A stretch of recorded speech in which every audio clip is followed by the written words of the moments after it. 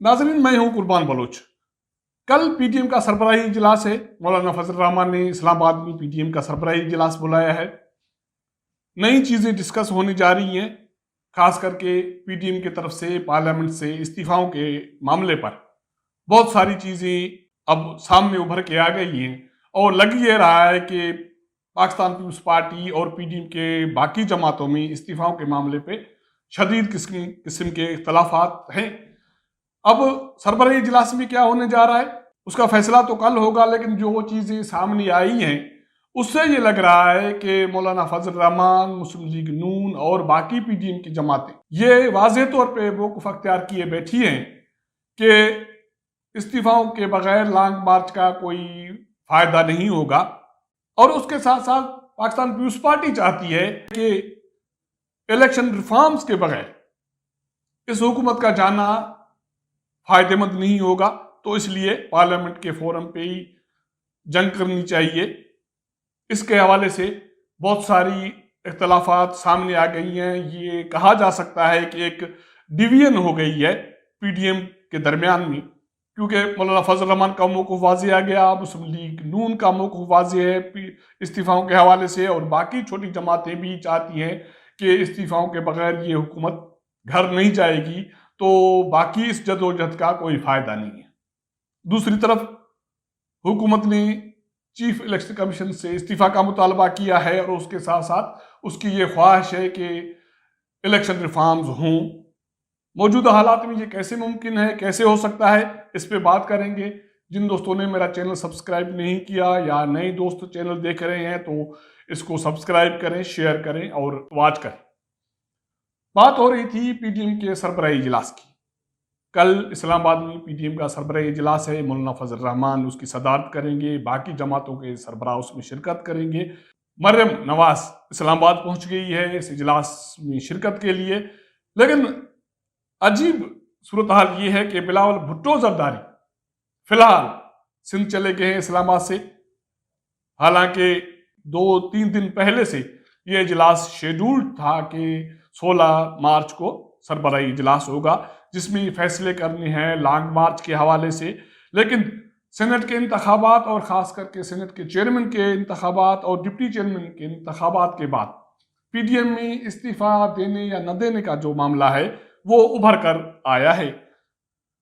मौलाना फजल रहमान कहते हैं कि इस्तीफाओं के बगैर लॉन्ग मार्च का कोई फायदा नहीं, तो इसलिए ज़रूरी ये है कि लॉन्ग मार्च के साथ पार्लियामेंट से इस्तीफा दिया जाए।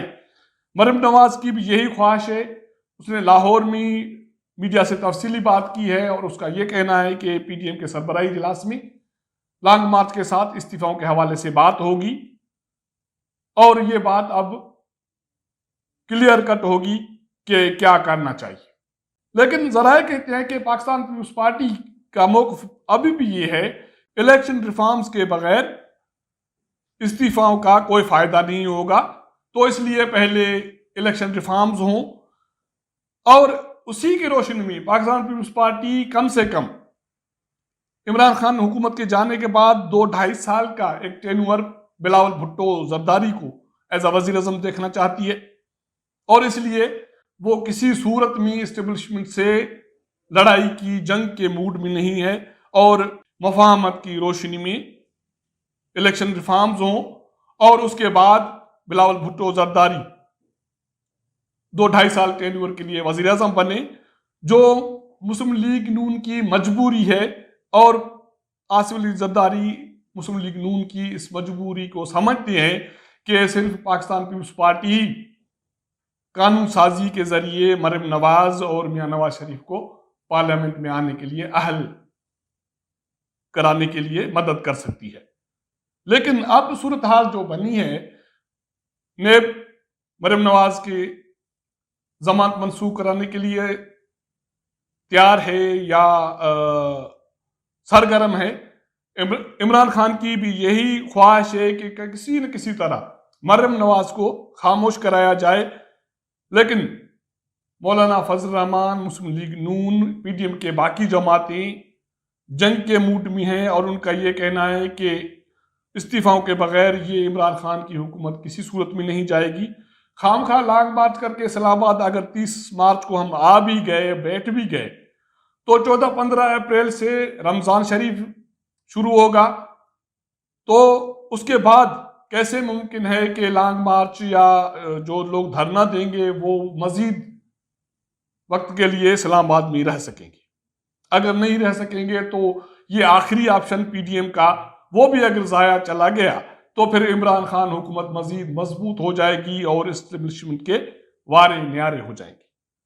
لیکن لگ یہ رہا ہے کہ کل پی ڈی ایم کے سربراہی اجلاس میں اس حوالے سے ایک کلیئر کٹ لائن آ جائے گی کہ کیا پاکستان پیپلز پارٹی باقی سیاسی جماعتوں کے ساتھ ہے یا نہیں ہے، کیونکہ پچھلے ایک دو روز میں یہ کلیئر کٹ چیزیں سامنے آ گئی ہیں کہ پاکستان پیپلز پارٹی اب شاید سینٹ چیئرمین کے انتخابات کے حوالے سے بھی عدالت میں نہ جائے، اور پاکستان پیپلز پارٹی یہ سوچ رہی ہے کہ وہ اس حوالے سے بھی صرف پارلیمنٹ تک محدود ہو اور وہاں جدوجہد کرے، جنگ کرے۔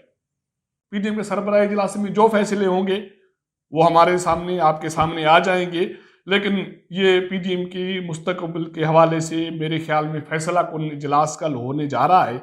اب اس میں دیکھنا یہ ہے کہ پاکستان پیپلز پارٹی باقی سیاسی جماعتوں کے ساتھ استعفاؤں کے فیصلے کے حوالے سے کھڑی ہوتی ہے یا ایک مرتبہ پھر پی ڈی ایم کو ایک کمزور پچ پہ لے جانے میں کامیاب ہو جاتی ہے۔